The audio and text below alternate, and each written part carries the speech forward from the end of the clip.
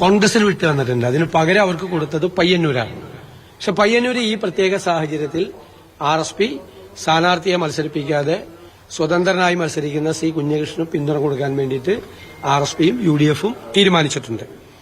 പിന്നെ കേരള കോൺഗ്രസ് ജേക്കബ് വിഭാഗത്തിലെ C. അനൂപ് ജേക്കബിന് പിറവവും CMBക്ക് തിരുവനന്തപുരവും KDP C. Mani C. Kappan മത്സരിച്ച് ജയിച്ച പാല അവർക്കും വിട്ടുകൊടുക്കാൻ തീരുമാനമായിട്ടുണ്ട്. RMPക്ക് വടകരയും തൃണമൂൽ കോൺഗ്രസിന് C. PV അൻവർ ബേപ്പൂരിൽ മത്സരിക്കും. UDFന്റെ സ്ഥാനാർത്ഥിയായി PV അൻവർ ബേപ്പൂരിൽ മത്സരിക്കും. അങ്ങനെ 140 സീറ്റുകളുമാണ് ഇത് ചെയ്തിരിക്കുന്നത്. കോൺഗ്രസിന് കിട്ടിയ 95 സീറ്റുകളിൽ